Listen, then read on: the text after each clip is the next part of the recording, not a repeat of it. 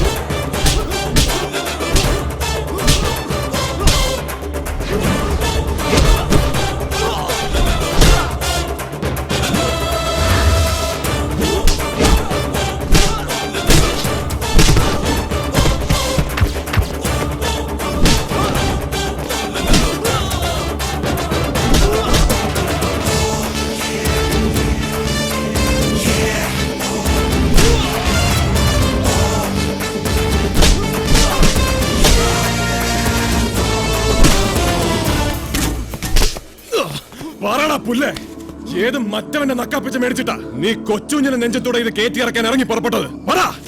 പറയാൻ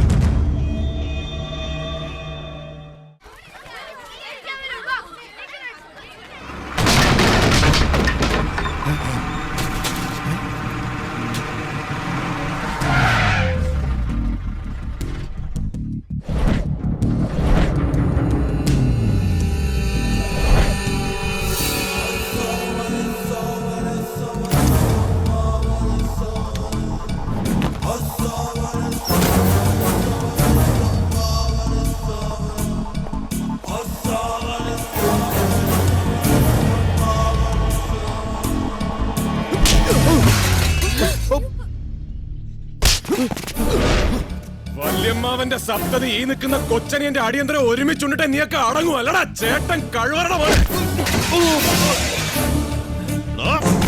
അനങ്ങരുത്. കൊച്ചുഞ്ഞിന് നേരെ കയ്യൊങ്ങാൻ വന്നാലുണ്ടല്ലോ, വടക്കൻ വീട്ടിലെ IAS ആണെന്നും പറഞ്ഞ് നടക്കുന്ന നിന്റെ നാക്ക് ചവിട്ടിക്കുട്ടി അണ്ണാക്കി തിരികെ ഞാൻ. നീ ഇതിൽ ഇടപെടണ്ട. നല്ലൊരു ദിവസമായിട്ട് മൂക്കറ്റം കള്ളം പോന്തി കേറി വന്ന് താൻ തോന്നിത്തരം കാണിച്ചാലുണ്ടല്ലോ. നീ എന്റെ മോനെ തല്ലി അല്ലടാ തന്തയ്ക്ക് പറക്കാത്തവനെ. തന്തയ്ക്ക് പറഞ്ഞവനായതുകൊണ്ടാ തല്ലിയത്. ഈ തന്തയ്ക്ക് അത് വേണ്ടെങ്കിൽ മാറി നിൽക്ക്. അങ്ങനെ എല്ലാരും തല്ലി ആണത്തം കാണിക്കാനാണെങ്കിൽ അത് നീ എന്നെ തല്ലടാ. കൊച്ചിനെ നിനക്കെന്താ ഭ്രാന്ത് ഓടിച്ചോ? ഭ്രാന്ത് പിടിച്ചതല്ല, പിടിപ്പിച്ചതാ. ഈ നിൽക്കുന്ന അപ്പന്റെ ആ നിൽക്കുന്ന മോൻ.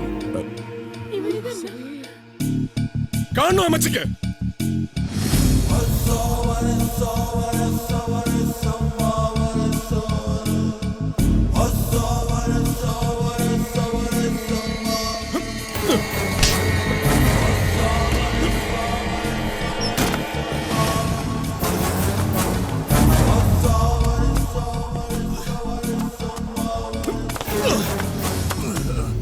ഞാൻ പറഞ്ഞതിന്റെ ബാക്കി ഇവൻ പറയും.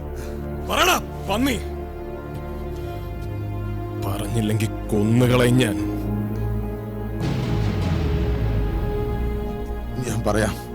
ഞാൻ പറഞ്ഞോളാം. സാറിനെ കൊല്ലാൻ എനിക്ക് 1.5 ലക്ഷം രൂപ തന്നത് ഈ SP സാറാ. എടാ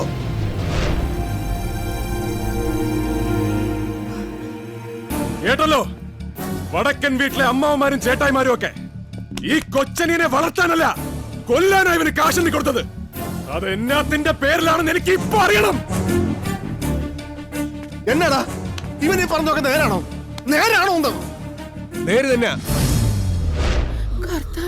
വല്യപ്പന്റെ ഒസിയത്ത് പ്രകാരം ഈ കാണുന്നതെല്ലാം വിഹിതം വെക്കാൻ ഇവനുണ്ടെങ്കിലേ മതിയാവുന്നുള്ള അഹങ്കാരം വെച്ച് പിന്നെയും ഇത്രയും മീശ മുളച്ചോമാരെ കൊരങ്ങ് കളിപ്പിക്കാൻ തുടങ്ങിയപ്പോ ഇവൻ അങ്ങ് തീർത്ത് കളഞ്ഞേക്കാമെന്ന് ഞങ്ങൾ തന്നെയാ തീരുമാനിച്ചത്.